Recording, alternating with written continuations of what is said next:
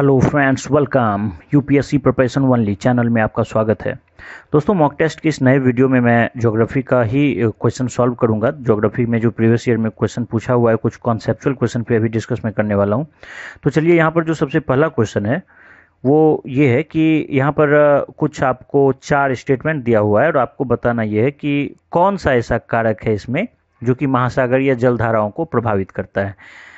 महासागर में जो जलधाराओं की उत्पत्ति होती है तो उसका कौन सा कारक है जो उसको प्रभावित करता है।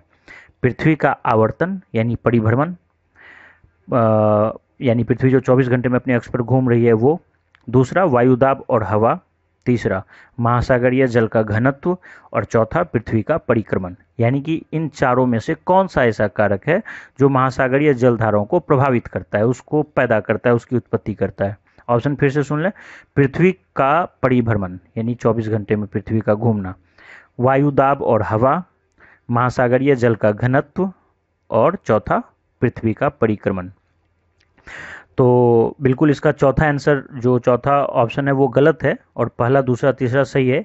तो इसको आप खुद जांच कर लें, लेकिन उससे पहले मैं इसका कॉन्सेप्ट आपको बता देता हूँ। एक बार कॉन्सेप्ट बताने के बाद आप खुद उस योग्य हो जाएंगे कि आप खुद इसको फिर से मैं पढ़ूंगा और उस टाइम फिर से आप इसको जो है ऑब्जर्व करने की कोशिश करें कि क्या आप समझ पाए कि नहीं। देखिए, नॉर्मली महासागरीय धाराओं से संबंधित हर चीज़ ही मैं बता दे रहा हूँ अभी। देखिए, नॉर्मली महासागर जो है, महासागर में जो जल में क्षैतिज गति उत्पन्न होती है बहुत छोटे लेवल पर, मान लीजिए पवन जनित कोई अगर गति उत्पन्न हुई, पवन अगर मान लीजिए हवा बह रही है और महासागरीय जल में क्षैतिज गति उत्पन्न हो जाए बहुत छोटे लेवल पर, तो उसको हम लोग ड्रिफ्ट बोलते हैं। लेकिन जब तो ये जो ड्रिफ्ट है, इसकी जो गति है वो बहुत कम होती है। ड्रिफ्ट की गति बहुत कम होती है, सीमा रेखा स्पष्ट नहीं होती है और ये बहुत छोटे लेवल पर स्टार्ट होता है। लेकिन जब इसी में बड़े स्तर पर जल में गति उत्पन्न हो, मान लीजिए कोई इस एक फिक्स्ड पैटर्न हो, उसकी सीमा रेखा निर्धारित हो, उसकी गति जो है ड्रिफ्ट की तुलना में बहुत ज़्यादा हो और एक फिक्स्ड पैटर्न हो उसका, तो हम लोग उसको जलधारा बोलते हैं, महासागरीय जलधारा। और जब महासागरीय जलधारा की भी तुलना में बहुत ज़्यादा गति तेज हो अगर जल की, और उसका जो पैटर्न है और ज़्यादा फिक्स हो, तो हम लोग उसको फिर स्ट्रीम बोलते हैं। तो यहाँ पर आप 3 टर्मिनोलॉजी देखें, ड्रिफ्ट, जलधारा और स्ट्रीम।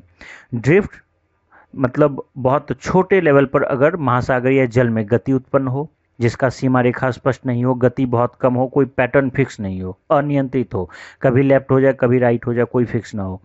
लेकिन जब पैटर्न फिक्स हो, एक निश्चित जगह से चलेगी, एक निश्चित जगह तक पहुंचेगी जलधारा, तो ये फिक्स्ड पैटर्न में गति भी उसकी तेज हो और जो उसकी सीमा रेखा है वो भी निर्धारित हो, तो इन सब वजह से इस तरह की जो गति होती है महासागरीय जल में, उसको हम लोग जलधारा बोलते हैं।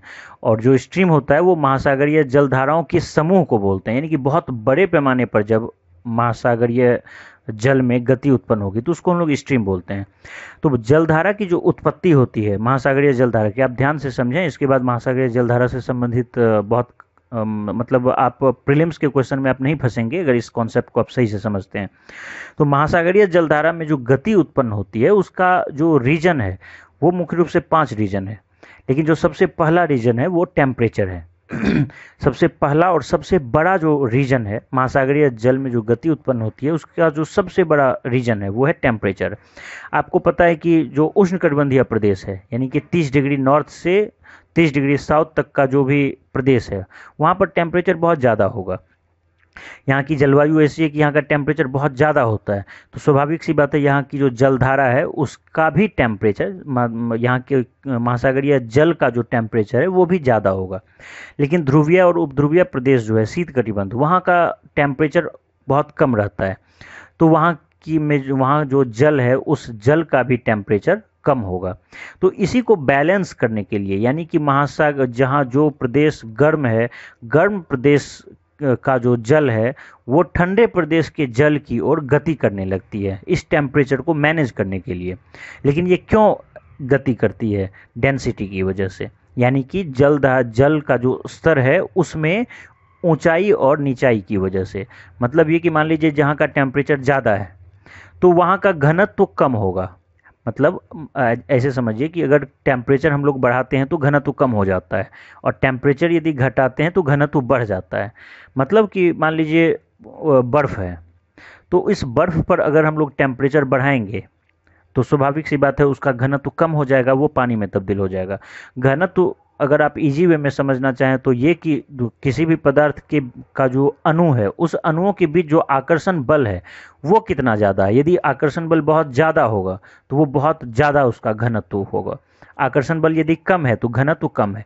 जैसे कि मान लीजिए बर्फ़ है, तो बर्फ एक तरह से ठोस अवस्था में है, यानी कि उसका जो अणु है एक दूसरे को बहुत जोर से चिपका हुआ है, बहुत जोर से एक दूसरे को जकड़ा हुआ है। लेकिन यदि उस पे हम लोग टेम्परेचर दे देते हैं और वो पानी में तब्दील हो जाता है, इसका मतलब है कि बर्फ की तुलना में पानी के बीच जो अणुओं का जो आकर्षण बल है वो कम है, यानी कि पानी का घनत्व कम हुआ, बर्फ का घनत्व ज़्यादा हुआ। अब लोहा का कोई मान लीजिए रॉड है, उसका घनत्व और ज़्यादा होगा, उसको तोड़ पाना और मुश्किल होगा, क्योंकि उसके बीच जो अणुओं की जो आकर्षण बल है अणुओं का, वो और भी ज़्यादा मजबूत है। तो ये जो घनत्व है मुख्य रूप से अणुओं के आकर्षण बल पर निर्भर करता है, ऐसे आप इजी वे में समझ लें।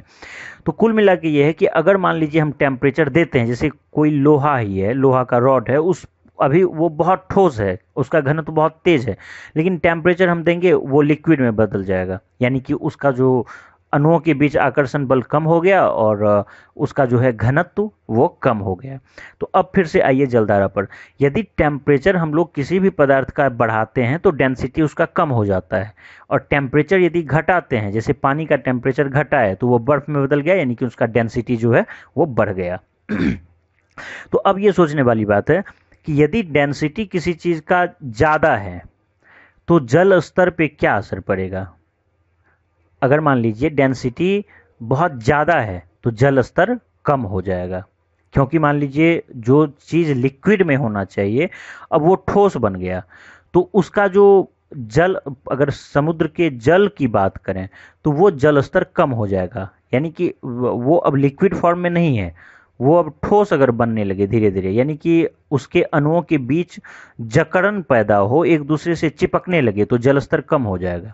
एक दूसरे से दूर जाना शुरू कर दे, मान लीजिए जल धारा है, पानी ही है, पानी का अणु एक दूसरे से और ज़्यादा दूर यदि जाना शुरू कर दे तो वो फैलेगा, जिससे जल स्तर बढ़ जाएगा।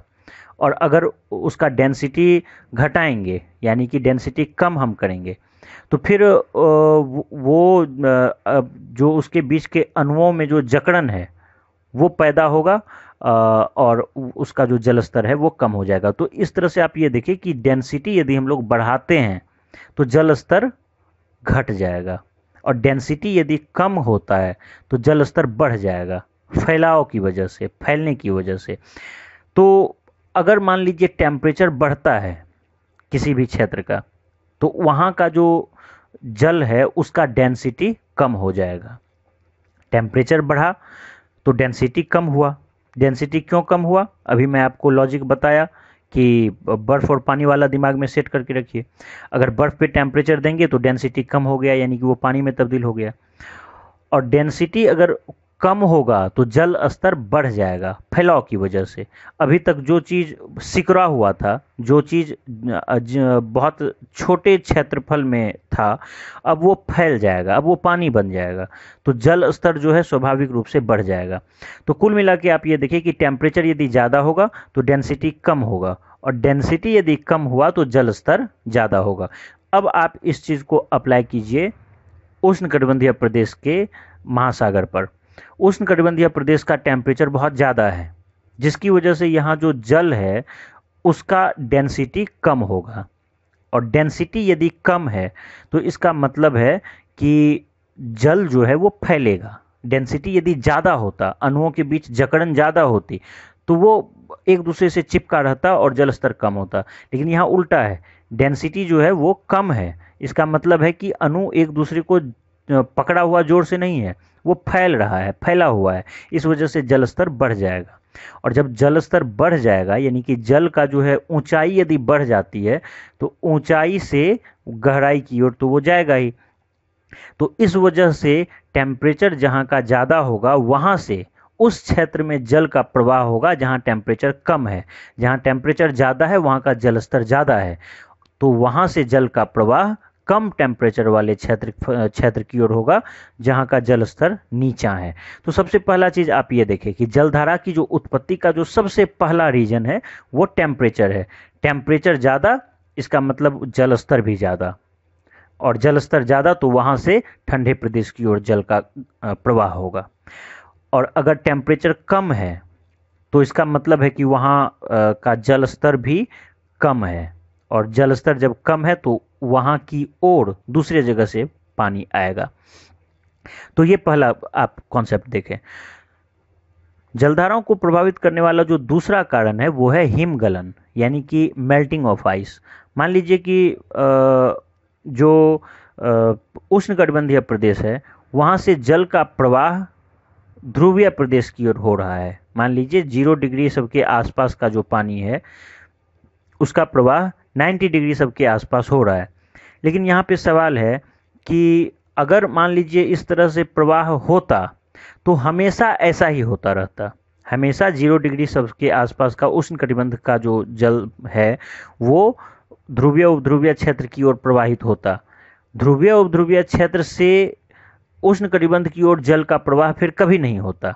लेकिन ऐसा होता है, ऐसा इसलिए होता है कि वहाँ पर जो आइस है, ध्रुवीय उपध्रुवीय क्षेत्र में जो आइस है वो पिघल रहा है, वो धीरे धीरे पिघलता रहता है। ये जमना और पिघलना ये आम प्रक्रिया है और ये हमेशा चलता रहता है।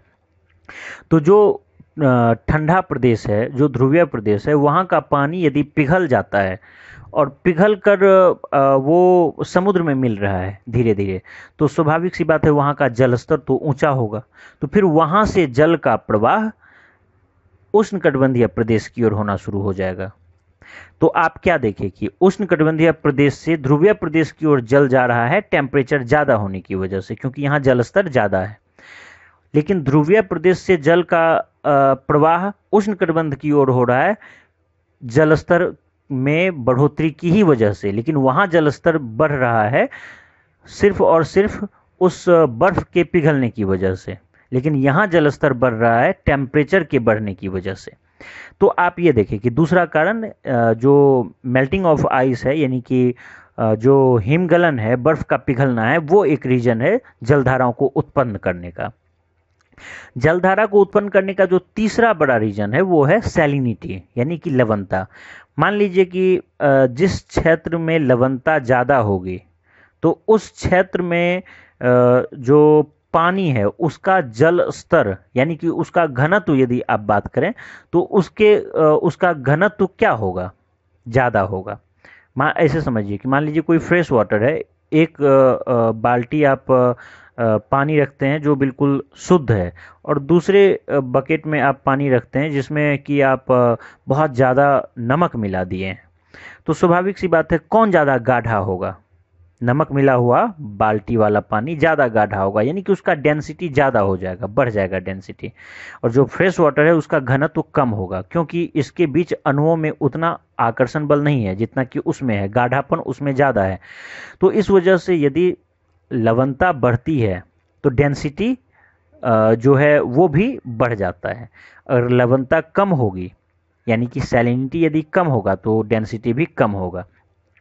तो अब आप ऐसे सोचिए कि जिस भी क्षेत्र में लवणता ज़्यादा होगी वहाँ का डेंसिटी क्या होगा, ज़्यादा होगा। अगर लवणता कम है तो वहाँ का डेंसिटी भी कम होगा। तो अब सोचिए कि मान लीजिए कि अगर लवणता कम है किसी क्षेत्र का और वहाँ पे डेंसिटी कम है तो जलस्तर बढ़ेगा, जलस्तर ज़्यादा हो जाएगा। क्योंकि अभी आप देख लिए हैं टेम्परेचर वाले केस में डेंसिटी जैसे ही कम होगा जलस्तर वैसे ही बढ़ जाएगा, क्योंकि डेंसिटी कम होने का मतलब है कि जो अणुओं के बीच फैलाव ज़्यादा हो रहा है, अणु एक दूसरे से दूर जा रहा है, तो जल का स्तर जो है वह बढ़ जाएगा। अगर मान लीजिए सैलिनिटी ज़्यादा हो जाए, इसका मतलब है नहीं, मान लीजिए सैलिनिटी यदि कम हो जाए तो डेंसिटी कम हो जाएगा और इससे जलस्तर बढ़ गया। लेकिन सैलिनिटी यदि ज़्यादा हो जाए, लवणता ज़्यादा हो जाए, तो डेंसिटी जो है वो भी ज़्यादा हो जाएगा, घनत्व ज़्यादा हो गया।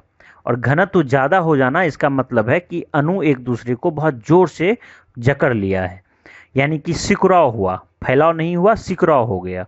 और इस सिकुड़ाव की वजह से, इस एक दूसरे से जुड़ने की वजह से जल स्तर जो है कम हो जाएगा। और इस तरह से जो आप देखें कि सैलिनिटी अगर कम है तो जल स्तर ज़्यादा होगा, और सैलिनिटी यदि ज़्यादा है यानी कि घनत्व यदि ज़्यादा है तो जल स्तर कम होगा। तो तीसरा कारण यही था। तो अब आपको देखना है कि किस क्षेत्र में सैलिनिटी ज़्यादा है, किस क्षेत्र में कम है। तो स्वाभाविक सी बात है, आपको पता है कि जो ध्रुवीय प्रदेश है वो नहीं, पहले बात कर लेते हैं जो विषुवत रेखीय प्रदेश है। जो विषुवत रेखीय प्रदेश है उस प्रदेश में बहुत ज़्यादा टेम्परेचर है। तो जितना ज़्यादा टेम्परेचर होगा वाष्पीकरण उतना ही तेज होगा। तो वाष्पीकरण जितना ज़्यादा तेज होगा तो पानी उतना ही वाष्प बन के उड़ रहा है। तो एक तरह से बहुत ज़्यादा जो सैलिनिटी है उस प्रदेश में बढ़ जाएगा। इसका भी एक छोटा सा एग्जांपल है कि दो बकेट है, एक बकेट में बहुत ज़्यादा नमक मिला हुआ पानी है और दूसरे में फ्रेश वाटर है, और दोनों पर आप हीट दे रहे हैं, बहुत ज़्यादा हीट दे रहे हैं।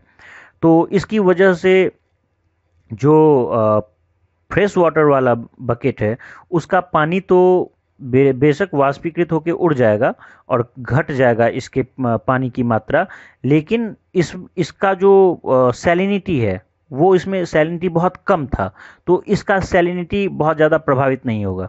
लेकिन जिसमें ऑलरेडी बहुत ज़्यादा नमक पहले से मिला हुआ है तो उसका खारापन और ज़्यादा बढ़ जाएगा, यानी कि उसमें सैलिनिटी का जो रेशियो है वो बढ़ जाएगा। और इसका सैलिनिटी का जो रेशियो है, लवणता का जो रेशियो है, पानी और लवणता का रेशियो कम रहेगा जिसमें फ्रेश वाटर वाले बकेट में। लेकिन जिसमें नमक मिला हुआ था उसका रेशियो बहुत ज़्यादा बढ़ जाएगा, तो वो बहुत ज़्यादा खारा हो जाएगा। तो वही वाली बात है यहाँ पर। मान लीजिए जिस क्षेत्र में वाष्पीकरण बहुत ज़्यादा हो रहा है, और आपको पता है समुद्र में हर जगह लगभग समान लवणता है, तो जहाँ पे वाष्पीकरण बहुत ज़्यादा हो रहा है इसका मतलब है पानी वहाँ से बहुत ज़्यादा निकल रहा है वाष्प बन के, तो वहाँ जो खारापन है बहुत ज़्यादा बढ़ जाएगा, यानी सैलिनिटी का जो मात्रा है उसका जो रेशियो है वो बहुत ज़्यादा बढ़ जाएगा। तो आप ये देखें कि जो उष्णकटिबंधीय प्रदेश है उस प्रदेश में सैलिनिटी ज़्यादा रहेगा। क्यों ज़्यादा रहेगा? क्योंकि वहाँ पर वाष्पीकरण ज़्यादा होता है। और जो ध्रुवीय प्रदेश है वहाँ का सैलिनिटी कम रहेगा। क्यों? क्योंकि वहाँ पर वाष्पीकरण कम हो रहा है। लेकिन अब यहाँ पर आप ये देखिए कि जो विषुवत रेखीय प्रदेश है वहाँ पर सैलिनिटी क्या होना चाहिए? यहाँ पर टेम्परेचर तो सबसे ज़्यादा अधिक है विषुवत रेखीय प्रदेश में। तो विषुवत रेखीय प्रदेश में टेम्परेचर सबसे ज़्यादा है, इस वजह से यहाँ पर सबसे ज़्यादा खारापन होना चाहिए पानी में, क्योंकि यहाँ पर वाष्पीकरण सबसे ज़्यादा हो रहा है। तो यहाँ पर वाष्पीकरण बहुत ज़्यादा होने की वजह से सैलिनिटी बहुत ज़्यादा होनी चाहिए, खारापन बहुत ज़्यादा होनी चाहिए, जिसकी वजह से इस क्षेत्र का जो घनत्व है वो क्या होनी चाहिए? टेम्परेचर बहुत ज़्यादा है तो घनत्व बहुत कम होना चाहिए यहाँ पर। लेकिन ऐसा नहीं है। क्यों ऐसा नहीं है? क्योंकि यहाँ पर वाष्पीकरण तो हो रहा है लेकिन उससे कई गुना ज़्यादा वर्षा हो जा रही है। अगर सिर्फ वाष्पीकरण होता तो हम मान के चलते कि यहाँ पर ठीक है, यहाँ पर सैलिनिटी बहुत ज़्यादा होती, लेकिन उससे कई गुना ज़्यादा वर्षा भी हो जाती है, यानी कि उसको स्वच्छ जल फिर से मिल जा रहा है। इसलिए विषुवत रेखीय प्रदेश में सैलिनिटी बहुत ज़्यादा नहीं हो पाती है, यानी कि लवणता बहुत ज़्यादा नहीं बढ़ पाती है। लेकिन अब आप अगर बात करते हैं उपोष्णकटिबंधीय प्रदेश की, तो उपोष्णकटिबंधीय प्रदेश जो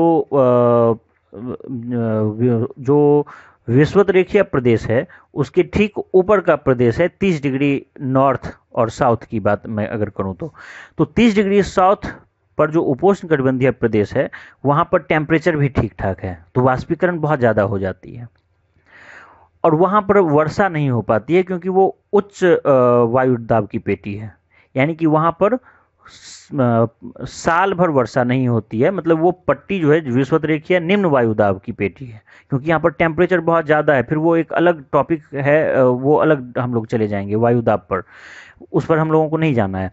तो आप फिलहाल ये जान लीजिए कि जो विषुवत रेखीय प्रदेश है वहाँ की सैलिनिटी, माफ़ कीजिएगा, जो विषुवत रेखीय प्रदेश है वहाँ पर टेम्परेचर बहुत ज़्यादा है। इस वजह से यहाँ जो वायु दाब है वो निम्न वायु दाब यहाँ पर बनता है, लो प्रेशर बेल्ट बन जाता है, ये पूरा जो विषुवत-रेखीय प्रदेश है ये निम्न वायुदाब की पेटी है, क्योंकि यहाँ पर जो निचली हवा है वो बहुत ज़्यादा गर्म होकर ऊपर उठ जाती है, तो यहाँ पर निम्न वायुदाब बन जाता है, निम्न वायुदाब की स्थिति उत्पन्न होती है। लेकिन ये जो विषुवत-रेखीय प्रदेश का जो ये हवा है ये बिल्कुल क्षोभ सीमा तक पहुंच जाता है, क्षोभ मंडल की ऊपरी परत जो है क्षोभ सीमा वहां चला जाता है, और फिर वहां से ये 30 डिग्री की ओर ऊपर से पहुंचता है, 30 डिग्री यानी उपोष्ण कटिबंधीय क्षेत्र में क्षोभ सीमा पर, और वहां से फिर उसका अवरोहण होता है, यानी कि ऊपर से वायु नीचे बैठती है। तो आप क्या देखिए कि 30 डिग्री के पास वायु का आरोहण हो रहा है, आरोहण मतलब नीचे से हवा का ऊपर जाना। तो 0 डिग्री के पास हवा नीचे से ऊपर जा रही है, तो नीचे से हवा चली गई ना, इस वजह से नीचे लो प्रेशर बना, लेकिन ठीक ऊपर क्षोभ सीमा के पास हाई प्रेशर बेल्ट बना। फिर वहां चूंकि हाई प्रेशर है तो आपको पता है कि हाई से लो की ओर हवा भागती है, तो 0 डिग्री के ऊपर हाई प्रेशर बना है क्षोभ सीमा के पास। तो 0 डिग्री से 30 डिग्री के ऊपर हवा ऊपर ही क्षोभ सीमा में 30 डिग्री के ऊपर कंसंट्रेट होगा, तो 30 डिग्री के ऊपर हाई प्रेशर बेल्ट बन गया, और वहां से फिर वायु का नीचे धरती की ओर अवरोहण होगा, यानी कि हवा फिर ऊपर से नीचे आती है 30 डिग्री के पास। हम लोग बाद में डिस्कस करेंगे कि ऐसा क्यों होता है, 30 डिग्री के पास हवा क्यों नीचे आती है ये बाद में देखेंगे, लेकिन हवा 30 डिग्री के पास नीचे आती है धरती पर। तो अब आप खुद सोचिए कि ऊपर से नीचे हवा आ गई तो नीचे फिर हाई प्रेशर बन जाएगा, और जब नीचे हाई प्रेशर बन जाएगा तो फिर जो वर्षा के लिए प्रतिकूल स्थिति पैदा हो जाएगी, क्योंकि वर्षा तभी होगी जब नीचे धरती पर लो प्रेशर रहेगा। उसी लो प्रेशर में दूर दूर से हवा जो है वो वाष्प को लेके, जलवाष्प को लेके आएगी और वर्षा कराएगी। लेकिन जो 30 डिग्री है अक्षांश, वहां तक हवा, चूंकि वहां पर नीचे लो प्रेशर नहीं है, वहां पर हाई प्रेशर है, तो वहां पर वर्षा के लिए प्रतिकूल स्थिति है, वर्षा नहीं हो पाती है। तो इस वजह से आप ये देखिए कि उपोष्ण कटिबंधीय क्षेत्र में टेम्परेचर तो ठीक ठाक है, इस वजह से वाष्पीकरण बहुत ज़्यादा होती है, लेकिन वर्षा नहीं हो पाती है, जिसकी वजह से जो लवणता है वहां पर सबसे ज़्यादा है। आप क्या देखिए, विषुवत-रेखीय क्षेत्र में टेम्परेचर बहुत ज़्यादा है, वाष्पीकरण बहुत ज़्यादा होती है, लवणता यहाँ पर होनी चाहिए थी बहुत ज़्यादा, लेकिन नहीं है, क्योंकि वर्षा भी बहुत ज़्यादा हो जाती है। लेकिन उपोष्ण कटिबंधीय क्षेत्र में यानी कि 30 डिग्री जो अक्षांश है वहाँ पर टेम्परेचर बहुत ज़्यादा है, तो वाष्पीकरण तो हो ही रहा है, लेकिन वर्षा वहाँ पर नहीं होती है, क्योंकि वहाँ पर हाई प्रेशर बेल्ट बना है। तो वर्षा नहीं होने की वजह से वहाँ पर जो है जो फ्रेश वाटर है वहाँ नहीं मिल पाता है वहाँ के महासागर को, और बहुत ज़्यादा सैलिनिटी वहाँ पर है। फिर जो मध्य अक्षांशीय क्षेत्र है, मान लीजिए उपोष्ण कटिबंध के और ऊपर 60 डिग्री सबके आसपास मान लीजिए जो क्षेत्र है, वहाँ पर टेम्परेचर कम है। तो टेम्परेचर कम होने की वजह से आप वहाँ पर फिर लो प्रेशर बेल्ट है, जो 60 डिग्री है वहाँ पर लो प्रेशर, 0 डिग्री के पास लो प्रेशर बेल्ट, 30 डिग्री के पास हाई प्रेशर बेल्ट, यानी कि उच्च वायुदाब की पेटी है वो। फिर 60 डिग्री के पास लो प्रेशर बेल्ट, निम्न वायुदाब की पेटी है, तो वहाँ पर तो वर्षा हो जाती है। तो वहाँ पर मध्य अक्षांशीय क्षेत्र में टेम्परेचर कम है, इस वजह से वाष्पीकरण बहुत ज़्यादा नहीं हो पाती है, तो सैलिनिटी ऐसे भी कम होगा, लेकिन वर्षा भी हो जाती है, इस वजह से टेम्परेचर जो वर्षा हो जाने की वजह से फ्रेश वाटर मिल जाता है, तो सैलिनिटी बहुत कम हो जाती है, लवणता वहाँ पर बहुत कम होती है। और अगर आप ध्रुवीय प्रदेश की बात करेंगे तो ध्रुवीय प्रदेश में टेम्परेचर तो बहुत ही ज़्यादा कम है, बिल्कुल ना के बराबर है, तो वहाँ पर टेम्परेचर बहुत कम होने की वजह से वाष्पीकरण बिल्कुल भी नहीं होता है, तो वहाँ सैलिनिटी जो है, लवणता बिल्कुल कम है। लेकिन इसके साथ साथ जो हिमगलन हो रहा है, बर्फ़ जो पिघल रहा है, उसकी वजह से स्वच्छ जल की आपूर्ति भी बहुत ज़्यादा हो जाती है, तो वहाँ की लवणता और भी ज़्यादा कम हो जाती है। तो आप क्या देखिए, सबसे ज़्यादा यदि लवणता आपको पूछा जाए कि क्या सबसे ज़्यादा लवणता विषुवत-रेखीय प्रदेश में होती है, तो नहीं, बिल्कुल नहीं। क्यों? क्योंकि यहाँ पर टेम्परेचर तो बेशक सबसे ज़्यादा है, वाष्पीकरण सबसे ज़्यादा होती है, लेकिन यहाँ पर जो वर्षा है वो भी बहुत ज़्यादा हो जाती है, तो लवणता यहाँ की कम हो जाती है। लेकिन जो उपोष्ण कटिबंधीय क्षेत्र है 30 डिग्री का, वहाँ पर वर्षा नहीं हो पाती है क्योंकि वो उच्च वायुदाब की पेटी है और वहाँ पर वर्षा नहीं हो पाती है। लेकिन वाष्पीकरण बहुत ज़्यादा हो जाती है क्योंकि वहाँ पे टेम्परेचर तो है, जिसकी वजह से वहाँ की लवणता सबसे ज़्यादा होती है। तो उपोष्णकटिबंधीय क्षेत्र की लवणता सबसे ज़्यादा। और जो मध्य अक्षांशीय क्षेत्र है 60 डिग्री का, वहाँ पर लवणता कम होती है, लेकिन सबसे ज़्यादा कम लवणता अगर कहीं की होगी तो वो उच्च अक्षांशीय क्षेत्र की, यानी कि 90 डिग्री सबके आसपास के क्षेत्र की लवणता होगी, क्योंकि वहाँ पर ना तो टेम्परेचर है, बिल्कुल भी वाष्पीकरण नहीं होता है, और उल्टा हिमगलन से जो है वो बर्फ़ के पिघलने से जो है स्वच्छ जल की आपूर्ति भी हो जाती है। चलिए एक बार फिर से यहाँ पर देख लीजिए, आपको मैं क्या बताया कि उपोष्णकटिबंधीय क्षेत्र की जो लवणता है वो सबसे ज़्यादा होगी। जो उपोष्णकटिबंध है 30 डिग्री के आसपास का क्षेत्र, वहाँ की लवणता सबसे ज़्यादा होगी। और विषुवतरेखीय जो प्रदेश है वहाँ की लवणता उसकी तुलना में थोड़ी सी कम होगी। और जो ध्रुवीय प्रदेश है 90 डिग्री के आसपास, वहाँ की लवणता जो है सबसे कम होगी। और जो मध्य अक्षांशीय क्षेत्र है 60 डिग्री के आसपास, वहाँ की लवणता थोड़ी सी ज़्यादा होगी उससे। यानी कि एक नंबर पे अगर रखा जाए, सबसे ज़्यादा लवणता उपोष्णकटिबंधीय क्षेत्र 30 डिग्री के आसपास, और सबसे कम लवणता उच्च अक्षांशीय प्रदेश यानी कि 90 डिग्री के आसपास। अब इन चीज़ों को हम लोग को अप्लाई करना है महासागरीय जल पर। अब देखिए सबसे ज़्यादा जो लवणता है वो कहाँ की है? सबसे ज़्यादा लवणता आप देखें कि उपोष्णकटिबंधीय क्षेत्र की है या उष्णकटिबंधीय क्षेत्र की है। तो उपोष्णकटिबंधीय क्षेत्र की लवणता जो है वो सबसे ज़्यादा है, और ध्रुवीय प्रदेश की लवणता जो है बहुत कम है, सबसे कम है। तो जहाँ की लवणता सबसे कम होगी, इस कॉन्सेप्ट को समझें, जहाँ की लवणता सबसे कम होगी, ध्रुवीय प्रदेश में लवणता सबसे कम है, तो वहाँ डेंसिटी भी कम होगा। क्योंकि लवणता कम है तो गाढ़ापन वहाँ कम है। गाढ़ापन कम है यानी कि अणुओं के बीच जो फैलाव है वो ज़्यादा है। तो फैलाव ज़्यादा होने की वजह से जो है जलस्तर वहाँ का ज़्यादा होगा। यानी कि लवणता कम होने का मतलब है जलस्तर बहुत ज़्यादा हो जाना। और लवणता अगर ज़्यादा है, सैलिनिटी यदि ज़्यादा है, इसका मतलब है कि अणुओं के बीच संकुचन ज़्यादा है, सिकुड़ाव ज़्यादा है, जिसकी वजह से जब संकुचन ज़्यादा होगा तो जलस्तर कम होगा। तो उष्ण और उपोष्णकटिबंधीय क्षेत्र में जो है वहाँ पे लवणता बहुत ज़्यादा है, इस वजह से यहाँ का जलस्तर कम होना चाहिए। और जो ध्रुवीय प्रदेश है या उपध्रुवीय प्रदेश है, वहाँ पर चूंकि लवणता बहुत कम है, जिसकी वजह से डेंसिटी भी वहाँ बहुत कम है, और डेंसिटी कम है, घनत्व कम है, तो जलस्तर वहाँ पर ज़्यादा होगा। और ज़्यादा जलस्तर से कम जलस्तर की ओर जल का प्रवाह होता है, यानी कि ध्रुवीय उपध्रुवीय प्रदेश से जल का प्रवाह उष्ण और उपोष्णकटिबंधीय क्षेत्र की ओर इस कॉन्सेप्ट से होगा। तो आप अभी क्या सब देखिए, यदि टेम्परेचर ज़्यादा है तो इसका मतलब है घनत्व कम होगा, और घनत्व डेंसिटी कम है, इसका मतलब जलस्तर ज़्यादा होगा।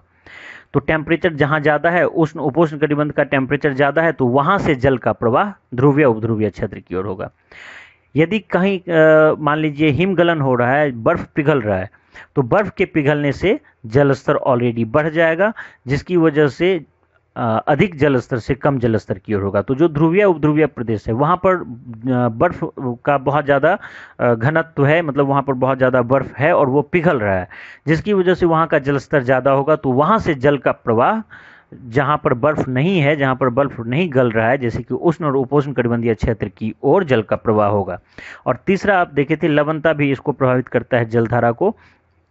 जहाँ की लवणता ज़्यादा होगी, इसका मतलब है कि वहाँ पे जो जल स्तर है वो कम होगा, और जहाँ की लवणता बहुत कम है वहाँ पर जल स्तर बहुत ज़्यादा होगा, जिसकी वजह से जो ध्रुवीय प्रदेश है, ध्रुवीय उपध्रुवीय प्रदेश की लवणता कम है, वहाँ पर जल स्तर ऊंचा है, तो वहाँ से जल का प्रवाह जो है निचले प्रदेश में होगा, यानी कि उष्ण और उपोष्ण कटिबंध की ओर होगा, क्योंकि यहाँ लवणता ज़्यादा है, डेंसिटी बहुत ज़्यादा हुआ, और डेंसिटी बहुत ज़्यादा होने की वजह से जल स्तर बहुत कम है। अब इसको प्रभावित करने वाला चौथा कारण खुद डेंसिटी है। अब हर चीज़ तो डेंसिटी पे ही डिपेंड कर रहा था, जिसको आपको मैं तो बता ही दिया कि अगर डेंसिटी, किसी भी जगह का डेंसिटी यदि कम है तो जलस्तर वहाँ का ज़्यादा होगा, और डेंसिटी यदि ज़्यादा है तो जलस्तर कम होगा, जिसकी वजह से ज़्यादा जलस्तर से कम जलस्तर की ओर जल का प्रवाह होगा।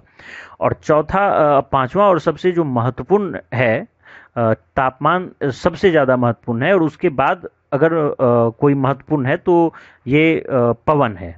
यानी कि जो प्रचलित पवन है, इस वजह से भी जलधारा में गति उत्पन्न होती है। और आपको पता है कि जो प्रचलित पवन है वो उसकी जो दिशा है वो नॉर्मली व्यापारिक पवन अगर है तो वो पूर्व से पश्चिम की ओर, लेकिन डायरेक्ट पूर्व से पश्चिम की ओर नहीं कर सकते हैं, उत्तर पूर्व से दक्षिण पश्चिम की ओर उसकी गति है। जो व्यापारिक पवन है उसकी गति उत्तर पूर्व से दक्षिण पश्चिम की ओर है। और जो पछुआ पवन यानी कि जो 30 डिग्री उत्तरी अक्षांश से लेके 30 डिग्री दक्षिणी अक्षांश के बीच जो पवन आती है वो आपके राइट हैंड से लेफ्ट हैंड की ओर आती है, यानी कि आपके दाएं से बाएं की ओर चलती है, उत्तर पूर्व से दक्षिण पश्चिम की ओर। और जो पछुआ पवन है उसकी गति आपके लेफ्ट हैंड से राइट हैंड की ओर है, यानी कि 30 डिग्री से लेके 60 डिग्री तक जो हवा है उसको पछुआ पवन बोलते हैं। तो ये जो पछुआ पवन है उसकी गति दक्षिण पश्चिम से उत्तर पूर्व की ओर है। जो पछुआ पवन है उसकी गति दक्षिण पश्चिम से उत्तर पूर्व की ओर है, यानी कि आपके लेफ्ट हैंड से राइट हैंड की ओर है। और फिर जो लास्ट है ध्रुवीय पूर्वी पवन, यानी कि ध्रुवीय पूर्वी पवन जो है वो 90 डिग्री के आसपास से चलती है 60 डिग्री की ओर।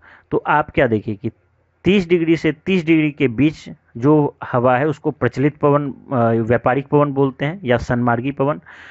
और जो 30 डिग्री से 60 डिग्री के बीच जो हवा चलती है आपके लेफ्ट हैंड से राइट हैंड की ओर उसको हम लोग बोलते हैं पछुआ पवन।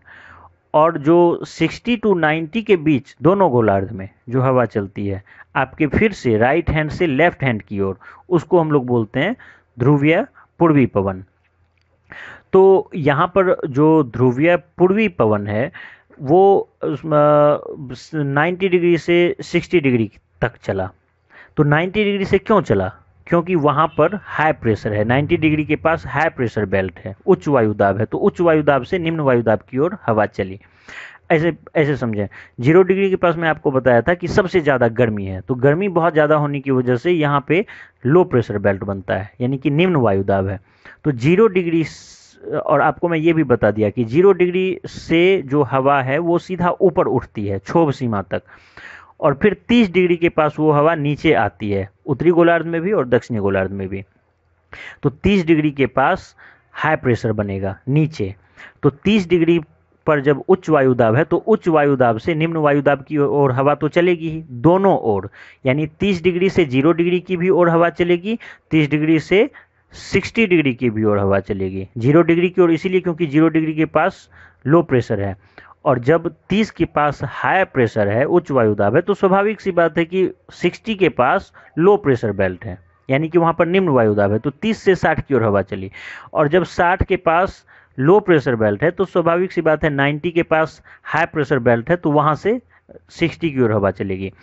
तो 30 डिग्री से 0 डिग्री की ओर उत्तरी गोलार्ध में, और फिर 30 डिग्री दक्षिणी गोलार्ध से 0 डिग्री की ओर जो हवा चली उसको व्यापारिक पवन बोले या सन्मार्गी पवन। 30 डिग्री से 60 डिग्री की ओर जो हवा चली उसको हम लोग बोले पछुआ पवन, और 90 डिग्री से 60 डिग्री की ओर जो हवा चली उसको ध्रुवीय पूर्वी पवन।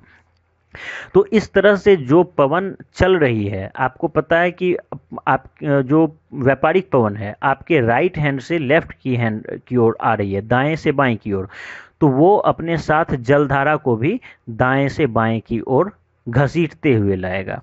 यानी कि जो महासागरीय जलधारा है अगर वो उष्णकटिबंधीय प्रदेश में, यानी कि 30 डिग्री नॉर्थ लैटिट्यूडनल लाइन से 30 डिग्री साउथ लैटिट्यूडनल लाइन के बीच जितनी भी हवा है वो आपके राइट से लेफ्ट की ओर चल रही है, तो जितनी भी जल है, जल में जो गति उत्पन्न होगी वो भी आपके राइट से लेफ्ट की ओर होगी।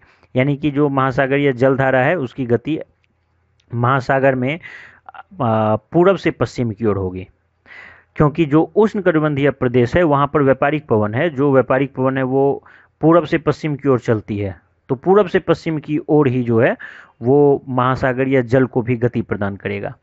लेकिन जो पछुआ पवन है वो पछुआ पवन महासागर में पश्चिम से पूरब की ओर चल रही है, यानी कि महासागर में अगर बात करें तो महासागर में जो आपका जो लेफ्ट हैंड है वहाँ से हवा चल रही है आपके राइट हैंड की ओर 30 से 60 की ओर। तो 30 से 60 के बीच जो भी जल में गति उत्पन्न होगी वो आपके लेफ्ट हैंड से राइट हैंड की ओर होगी, यानी कि आपके बाएं से दाएं की ओर। और उसी तरह से यदि ध्रुवीय प्रदेश है तो आपको पता है कि 90 डिग्री से 60 डिग्री तक जो हवा चल रही है वो आपके राइट हैंड से लेफ्ट हैंड की ओर चल रही है। तो जो भी हवा है जो वो इसको जल धारा की जो दिशा है उसको राइट से लेफ्ट कर देगा। अगर यहाँ पर फिगर रहता बहुत अच्छा तो मैं और बेहतर तरीके से समझा पाता। तो चलिए नेक्स्ट टाइम कोशिश करते हैं कि और भी अच्छे तरीके से इसको समझाया जाए। तो उम्मीद करता हूँ इसको आप समझे होंगे। तो कुल मिला के आप ये देखिए कि जलधारा की जो जल में जो महासागरीय जल है उसमें जो गति उत्पन्न होती है वो गति 5 चीज़ों पर डिपेंड किया। पहला टेम्परेचर, दूसरा बर्फ का पिघलना, तीसरा लवणता, चौथा घनत्व डेंसिटी और पांचवा पवन। तो यदि आप कोई कन्फ्यूजन रह गया हो, दरअसल जब फिगर नहीं रहता है तो सही तरीके से समझ में आना थोड़ा मुश्किल होता है, लेकिन फिर भी काफ़ी हद तक मैं कोशिश किया कि समझाऊं। तो जो भी हो, आप अगर समझ में आ जाता है तो अच्छी बात है, अगर समझ में नहीं आता है तो कमेंट करें, मैं फिर से उसको समझाने की कोशिश करूंगा। तो अब फिर से सवाल पर आते हैं। यहाँ पर देखिए सवाल जो था, अब आप इस सवाल को सुनिए, आपका सारा कॉन्सेप्ट लगभग क्लियर है। आप जलधारा में गति क्यों उत्पन्न होती है इसका कारण तो जान ही गए, साथ ही साथ सैलिनिटी भी एक तरह से आप पढ़ लिए। सैलिनिटी, कहाँ की लवणता ज़्यादा कहाँ की लवणता कम, किन किन चीज़ों पर वो डिपेंड करता है। वायुदाब भी एक तरह से आप देख लिए कि कहाँ का जो वायु कहाँ निम्न वायुदाब है, कहाँ उच्च वायुदाब है। और इस तरह से एक काफ़ी हद तक जो ओशनोग्राफी है उसका आप बहुत चीज़ कवर कर लिए, यानी कि जियोमॉर्फोलॉजी, क्लाइमेटोलॉजी, ओशनोग्राफी और बायोजियोग्राफी। ज्योग्राफी का जो ये 4 पार्ट है उसमें से जो ओशनोग्राफी है एक बहुत बड़ा एरिया है, उसको आप एक तरह से कवर किए। तो जब कभी मौका मिलेगा तो मैं आपको डिटेल में इससे संबंधित बताऊंगा। यहाँ तो मैं क्वेश्चन को डिस्कस करने के चक्कर में इतना लंबा खिंच गया। तो अब मैं क्वेश्चन फिर से पढ़ रहा हूँ और सुनिए, क्वेश्चन का सही जवाब देने की कोशिश करें। सवाल यह है कि कौन सा ऐसा कारक है इस 4 कारक में जो कि महासागरीय धाराओं को प्रभावित करता है। पहला पृथ्वी का आवर्तन, यानी पृथ्वी का परिभ्रमण। अच्छा, दरअसल इस कॉन्सेप्ट को मैं बताया नहीं। दरअसल यहाँ पर जो महासागर, बस एक छोटा सा ये मुद्दा आपको सुन लेना है कि जो महासागरीय जल है उसमें जो ये गति उत्पन्न हो रही है तो वो तो गति कर रहा है, ये इन्हीं सारी वजह से, जो कारण मैं आपको बताया जिसकी वजह से गति उत्पन्न हुई, जैसे टेम्परेचर यानी कि तापमान, बर्फ का पिघलना, लवणता, घनत्व और पवन, इन 5 वजह से महासागरीय जल में गति उत्पन्न हुई। लेकिन उसकी जो दिशा है उस दिशा को प्रभावित करता है पृथ्वी का घूर्णन। पृथ्वी लगातार 24 घंटे में पश्चिम से पूर्व की ओर घूम रहा है तेज गति से। तो इस घूर्णन की वजह से जो कॉरियोलिस बल उत्पन्न हुआ, कॉरियोलिस बल क्या है अब इसके विषय में मैं बाद में डिस्कस करूंगा, बस ये समझ लीजिए पृथ्वी जिस तरीके से लगातार घूम रही है तो इस घूमने की वजह से एक बल उत्पन्न होता है जो उसके डायरेक्शन को मोड़ देता है, चाहे वायु के डायरेक्शन को मोड़े या फिर जलधारा के डायरेक्शन को मोड़े। तो इसी बल को कॉरियोलिस बल बोलते हैं। यदि मान लीजिए इस तरह का बल पैदा नहीं होता यदि, तो 30 डिग्री से जो पवन है वो 0 डिग्री की ओर आती तो बिल्कुल वो उसकी गति जो है उसकी दिशा बिल्कुल सीधी होती, उसमें बिल्कुल भी घुमाव नहीं होता। लेकिन इस कॉरियोलिस बल की वजह से एक उसकी दिशा में बदलाव आ जाता है, और ये बदलाव उत्तरी गोलार्ध में क्लॉकवाइज, यानी कि नॉर्थ हेमिस्फीयर में जो उत्तरी गोलार्ध है उसमें घड़ी की सुइयों की दिशा में ये घूम जाता है, और साउथ हेमिस्फीयर में दक्षिणी गोलार्ध में एंटी क्लॉकवाइज घूम जाता है। तो ये जो कॉरियोलिस बल है ये पृथ्वी के घूर्णन की वजह से पैदा होता है। यदि पृथ्वी नहीं घूमता तो हवा जो है वो सीधा 30 डिग्री से 0 डिग्री की ओर सीधा सीधा पे आ जाती, लेकिन घूमने की वजह से पृथ्वी जो लगातार घूम रही है पश्चिम से पूर्व, इस घूमने की वजह से जो एक बल पैदा हुआ, इस बल की वजह से उत्तरी गोलार्ध में पवन की दिशा जो है थोड़ा टेढ़ा हो जाता है। टेढ़ा यानी कि जो सीधा सीधा 90 डिग्री पे ऊपर से नीचे आना चाहिए था 30 से 0 की ओर, वो अब एक तरह से उत्तर पूर्व से दक्षिण पश्चिम की ओर उसकी दिशा हो जाती है। तो उत्तरी गोलार्ध में वो क्लॉकवाइज घूम जाता है और दक्षिणी गोलार्ध में जो है एंटी क्लॉकवाइज हो जाता है। तो आप ये देखिए कि पृथ्वी के घूर्णन की वजह से कॉरियोलिस बल पैदा हुआ। और ये कॉरियोलिस बल एक तरह से विक्षेप बल है, यानी कि ये वायु की गति को बिल्कुल भी प्रभावित नहीं करता है। वायु की गति को तो उच्च वायुदाब और निम्न वायुदाब प्रभावित करता है। मान लीजिए जहाँ उच्च वायुदाब है और कहीं निम्न वायुदाब है, अगर तो उच्च वायुदाब से निम्न वायुदाब की ओर वायु की गति होगी। लेकिन यदि बहुत ज़्यादा उच्च वायुदाब हो, कहीं हाई प्रेशर का जो पैमाना है वो बहुत ज़्यादा हो, और लो प्रेशर जो है वो बहुत कम हो, तो वायु की गति बहुत तेज हो जाएगी। लेकिन अगर दोनों में अंतर कम हो, उच्च वायुदाब और निम्न वायुदाब का जो डिफरेंस है वो बहुत कम अंतर हो, तो फिर गति भी उसकी कम होगी। तो जो वायु में गति उत्पन्न होती है, वो गति उत्पन्न होती है मेनली उच्च वायुदाब और निम्न वायुदाब की वजह से, यानी वायुदाब में अंतर की वजह से। लेकिन कॉरियोलिस बल की वजह से गति पर कोई प्रभाव नहीं पड़ता है। इससे सिर्फ और सिर्फ थोड़ी इसकी दिशा चेंज हो जाती है।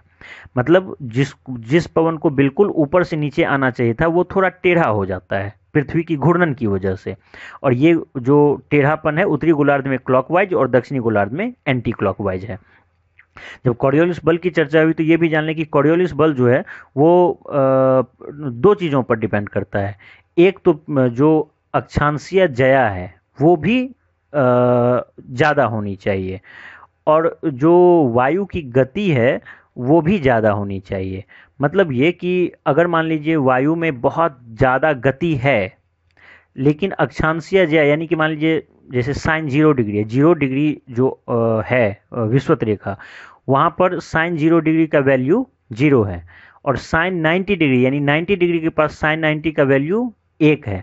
यानी कि आप ये देखिए कि अक्षांशीय ज्या जो है, यानी कि ये जो कोण है वो सबसे ज़्यादा 90 डिग्री पर है और सबसे कम 0 डिग्री पर है। तो अगर दोनों चीज़ एक साथ लागू हो तभी जो है कॉरियोलिस बल का प्रभाव ज़्यादा होगा। तो 0 डिग्री के पास वायु में गति तो बहुत ज़्यादा है। मान लीजिए कि आप जिस गति से बढ़ रहे हैं, ट्रेन बहुत तेज़ गति से चलेगी, तो अगर कहीं मोड़ आ गया तो वहाँ पे उसके बाहर की ओर फेंका जाने की संभावना ज़्यादा होगी, यानी कि बाहर की ओर वो हो सकता है एक्सीडेंट हो जाए, उसका बाहर की ओर चला जाए। लेकिन बिल्कुल सीधी रही अगर उसकी रफ्तार, तो कोई फर्क नहीं पड़ेगा। तो उसी तरह से अगर वायु की गति बहुत तेज है तभी उसमें घुमाव भी बहुत तेज होगा, यानी कि उसमें जो नॉर्थ हेमिस्फीयर में उत्तरी गोलार्ध में जो वो क्लॉकवाइज घूम रहा है, तो क्लॉकवाइज घूमना जो उसका जो घुमाव है वो बहुत ज़्यादा हो जाएगा अगर वायु की गति बहुत तेज होगी। तो वायु की गति तो बहुत ज़्यादा है 0 डिग्री के पास, लेकिन यहाँ पर साइन 0 का वैल्यू बहुत कम है, यानी कि अक्षांशीय ज्या जो यहाँ पर है बहुत कम है। इस वजह से कॉरियोलिस बल बहुत कम रहता है 0 डिग्री के पास, उसका प्रभाव बहुत कम होता है। कॉरियोलिस बल 0 डिग्री के पास बहुत कम है। अब 90 डिग्री के पास की बात करें, साइन 90 का वैल्यू 1 है। इसका मतलब है कि उत्तरी गोलार्ध ध्रुवीय प्रदेश में अक्षांशीय ज्या जो है उसका वैल्यू तो बहुत ज़्यादा है, वहाँ पे कॉरियोलिस बल बहुत तेज होनी चाहिए थी, लेकिन वहाँ पर वायु में गति ही बिल्कुल नहीं है। इस वजह से वहाँ भी कॉरियोलिस बल का प्रभाव बहुत कम होता है। लेकिन बीच की जो स्थिति है, जैसे कि उपोष्णकटिबंधीय प्रदेश की अगर बात करें, 30 सबके आसपास की बात करें, तो यहाँ पर साइन 30 डिग्री का वैल्यू साइन 0 से ज़्यादा है, लेकिन साइन 1 से बेशक कम है, और वायु में गति भी ज़्यादा है। तो यहाँ पर दोनों कंडीशन एक साथ फुलफिल हो रहा है। इसी वजह से जो मध्य अक्षांशीय प्रदेश है, यानी 30 से 60 सबके आसपास का जो प्रदेश है, यहाँ पर कॉरियोलिस बल सबसे ज़्यादा रहता है। लेकिन 0 डिग्री के पास कॉरियोलिस बल का प्रभाव सबसे कम, 90 डिग्री के भी पास कम, 90 डिग्री के पास कम इसी वजह से क्योंकि वहाँ पर हवा में गति बहुत कम है। 0 डिग्री के पास कॉरियोलिस बल का प्रभाव कम है क्योंकि यहाँ पर साइन 0 का वैल्यू बहुत कम है, यानी कि जो अक्षांशीय ज्या है वो बहुत कम है। और जो 30 यानी कि 30-60 का बीच का एरिया मध्य अक्षांशीय क्षेत्र में, यहाँ पे अक्षांशीय ज्या भी बहुत ज़्यादा है और वायु की गति भी ठीक ठाक है, तेज है, इसीलिए कॉरियोलिस बल का प्रभाव यहाँ पर सबसे ज़्यादा होता है।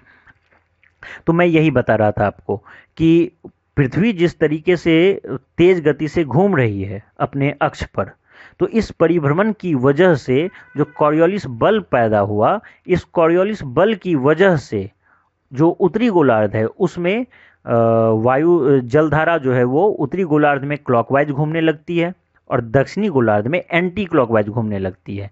यही स्थिति प्रचलित पवन के भी साथ है। प्रचलित पवन भी पृथ्वी की घूर्णन गति की ही वजह से उत्तरी गोलार्ध में क्लॉकवाइज घूम जाता है और दक्षिणी गोलार्ध में एंटी क्लॉकवाइज घूमता है, वो भी पृथ्वी की घूर्णन की ही वजह से।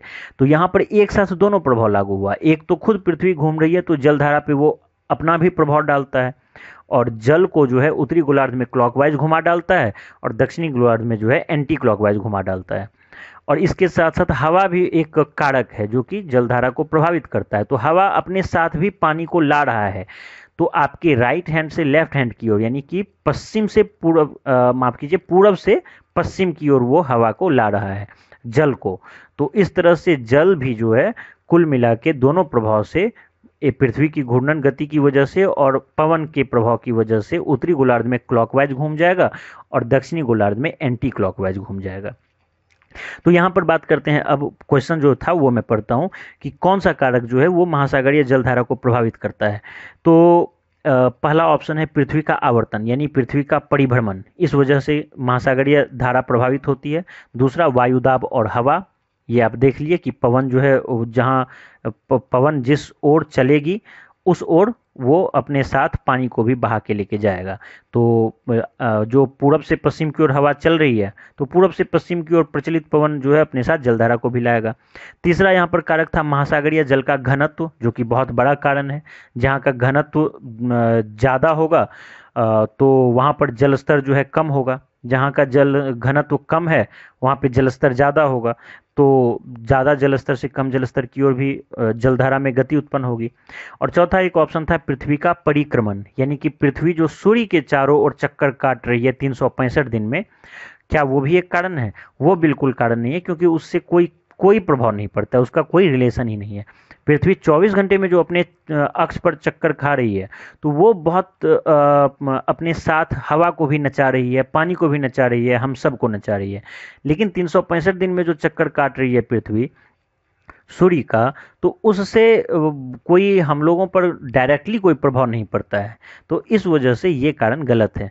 तो यहाँ पर जो पृथ्वी का परिभ्रमण, वायु दाब और हवा, महासागरीय जल का घनत्व और पृथ्वी का परिक्रमण, ये सारा कारण इस ऑप्शन के हिसाब से सही है, जो कि महासागरीय जलधारा को प्रभावित करता है।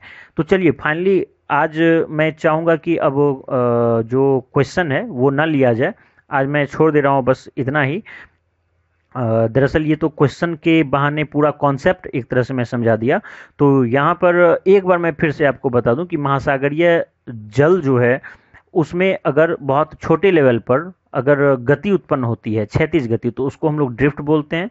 अगर उसका ड्रिफ्ट का पैटर्न फिक्स नहीं होता है और उसकी सीमा रेखा निर्धारित नहीं होती है, लेकिन जब सीमा रेखा निर्धारित हो, गति तेज हो और तब क्षैतिज प्रवाह हो महासागरीय जल में, तो उसको हम लोग जलधारा बोलते हैं। और बहुत सारे जलधारा के समूह को स्ट्रीम बोलते हैं। तो इस तरह से महासागरीय जल में जो गति पैदा होती है, महासागरीय जल में जो गति उत्पन्न हुई है, तो ये गति मुख्य रूप से निर्धारित करने वाला जो कारक है वो सबसे पहला था टेम्परेचर, क्योंकि जहाँ का टेम्परेचर ज़्यादा होगा वहाँ का डेंसिटी कम होगा, और डेंसिटी यदि कम है तो जलस्तर वहाँ ज़्यादा होगा, तो ज़्यादा जलस्तर से कम जलस्तर की ओर जल का प्रवाह होगा। दूसरा था हिमगलन, यानी कि बर्फ़ का पिघलना। यदि बर्फ़ पिघल रहा है तो जलस्तर ज़्यादा होगा, फिर ज़्यादा जलस्तर से कम जलस्तर की ओर जल का प्रवाह होगा। तीसरा कारण था लवणता, जहाँ की लवणता मान लीजिए कम है तो वहाँ डेंसिटी भी कम है, और डेंसिटी कम है तो इसका मतलब जलस्तर वहाँ ज़्यादा है, तो ज़्यादा जलस्तर से कम जलस्तर की ओर जल का प्रवाह होगा। चौथा कारण खुद घनत्व था, जहाँ का घनत्व कम है इसका मतलब जलस्तर वहाँ पर ज़्यादा है, और जलस्तर ज़्यादा है तो ज़्यादा जलस्तर से कम जलस्तर की ओर जल का प्रवाह होगा। और पांचवा कारण पवन था, कि पवन जिस पवन की जो दिशा है उस दिशा में अपने साथ जल को वो बहाकर ले जाएगा। तो पवन की दिशा पूर्व से पश्चिम की ओर है, जो प्रचलित पवन है, खास करके व्यापारिक पवन।